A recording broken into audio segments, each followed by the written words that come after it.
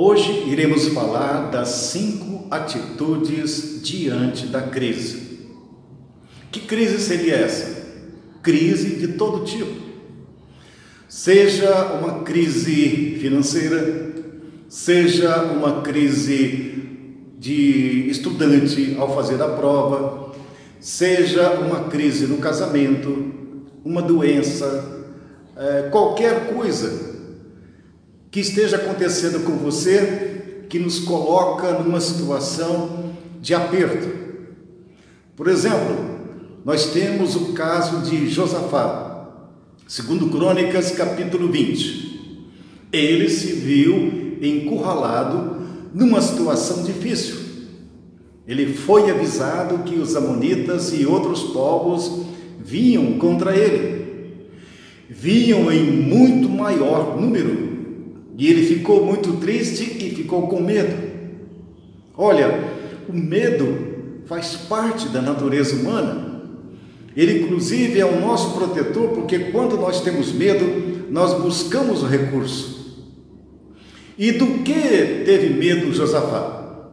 Ele teve medo de 4 coisas principais.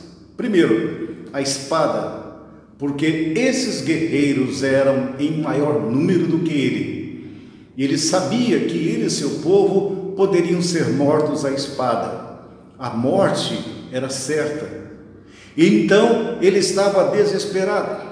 Segundo, ele pensava também que era um juízo da parte de Deus. E nós sabemos que Deus manda juízos contra o seu povo e também contra os que não são os seus. Ele ficou com medo também de uma praga. Assim como está acontecendo uma praga no mundo agora, ele ficou com medo de uma praga. Ele ficou com medo também da fome, porque é sabido de que esses reinos, em maior número, rodeavam a cidade, cercavam ela e não deixavam nenhum alimento passar, nem água, nem alimento, nada. E deixava com que a humanidade, ou seja, as pessoas daquela cidade morressem de fome e de sede, e também das doenças que viriam em seguida. Então, os medos de Josafá eram a espada, o juízo, a praga e a fome. Qual é o seu medo? Qual é o meu medo? Só que a atitude de Josafá foi uma atitude positiva. Ele disse: Senhor, nós nos colocaremos perante a Tua presença, erguemos o nosso clamor e a nossa aflição. Ele estava certo de que não havia outra saída a não ser a buscar o Senhor. E ele diz mais: eis que não sabemos o que fazer. Quantas situações eu e você não sabemos o que fazer. Nesse momento, muitas pessoas estão em casa com essa doença, sem saber o que fazer, talvez condenadas à morte. Quantos estão pensando em suicidar? Quantos estão machucados em acidentes de trânsito? Ou envolvidos em crimes de homicídio? Relacionamentos passionais errados? Famílias em crise? E chegamos ao ponto de, eis que não sabemos o que fazer.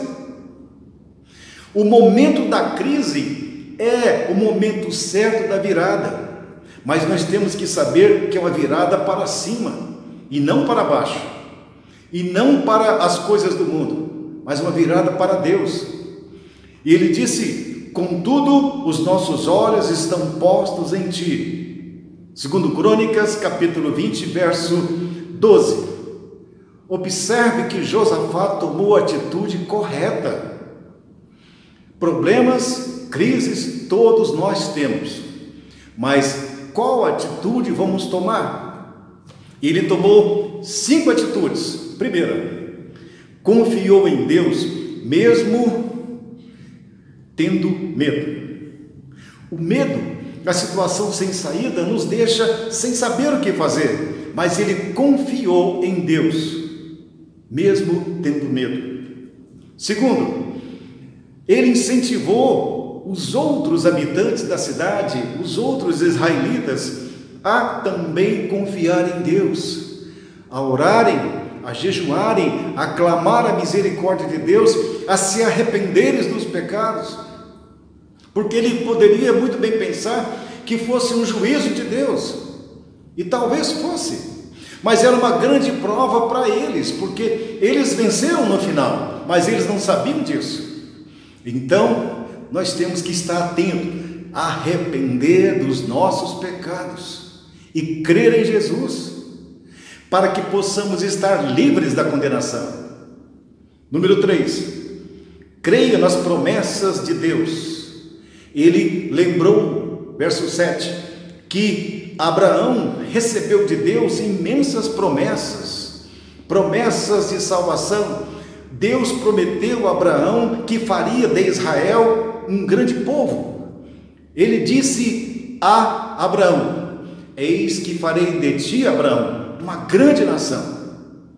Essa grande nação, em ti serão benditas todas as nações da terra.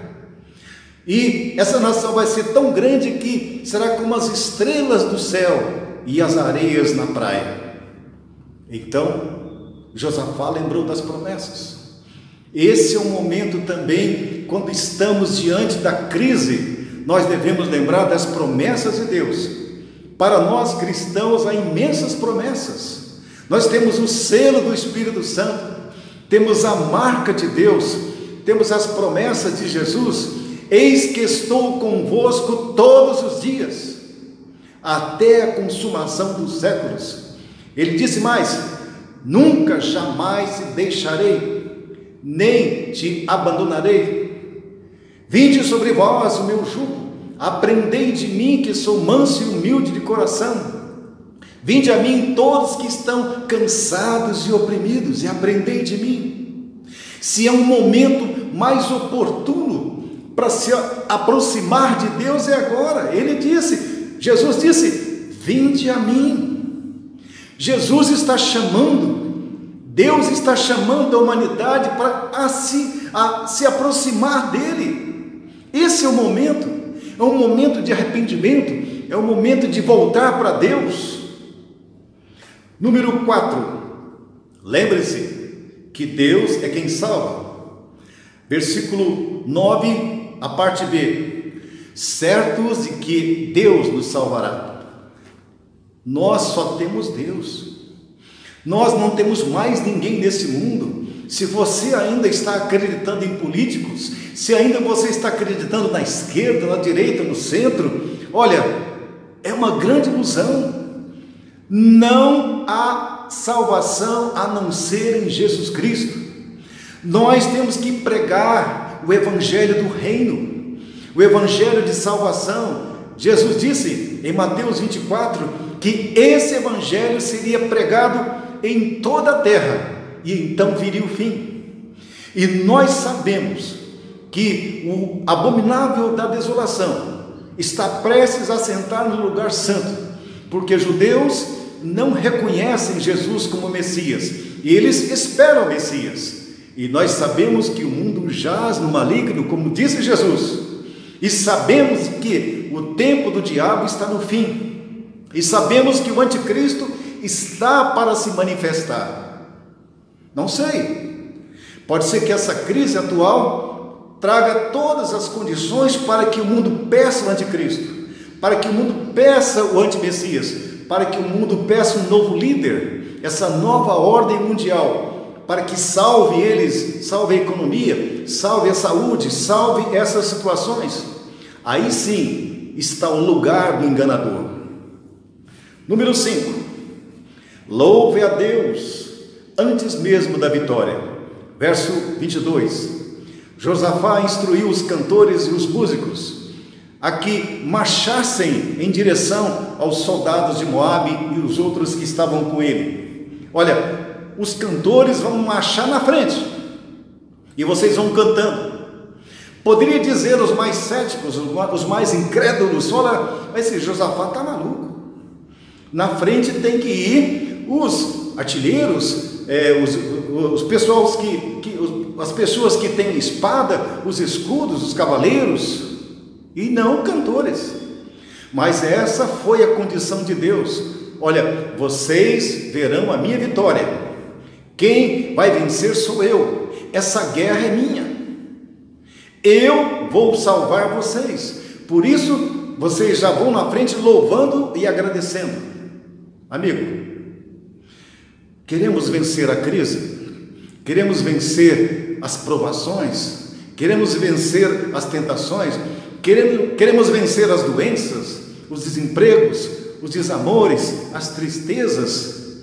Só com Jesus, confiando nele, fitar os nossos olhos no Senhor. Eis que não sabemos o que fazer. Não é assim que chega à conclusão muitas pessoas? Porém, contudo, os nossos olhos estão postos em ti. Isso é que vence o mundo, a nossa fé. Não podemos desanimar. Nós queremos dar uma força, porque o mundo está em pandemia, com medo, e as pessoas não sabem o que fazer. Este é o momento de buscar a Deus, de clamar a sua misericórdia, de cantar louvores, porque a vitória é nossa. O diabo já está perdido. O anticristo, o falso profeta, a besta, eles vão cumprir o propósito de Deus, nos seus momentos certos, mas a vitória será do povo de Deus. E nós devemos pregar o Evangelho de que Jesus morreu na cruz em nosso lugar, para resgatar-nos da perdição, para nos tornar livres. Diz a palavra de Deus que Ele nos transportou do reino, do império das trevas, para o reino do Filho do seu amor, para o reino de Jesus. Por isso que o Evangelho será testemunha contra esse mundo no julgamento final. Por isso que eu e você que somos cristãos, e você que não é, devemos, o que não é, se converta, se arrependa. E eu e você que somos cristãos, preguemos esse Evangelho, porque esse Evangelho é que vai julgar o mundo.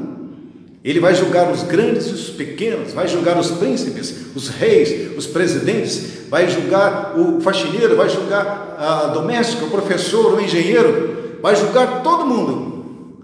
Deus tem um propósito para mim e para você. Vamos testemunhar, pregar a palavra e confiar em Jesus, que nós vamos vencer. E mesmo que a morte venha, Paulo disse: o morrer para mim é ganho. Aquele que morre em Cristo é uma morte gloriosa.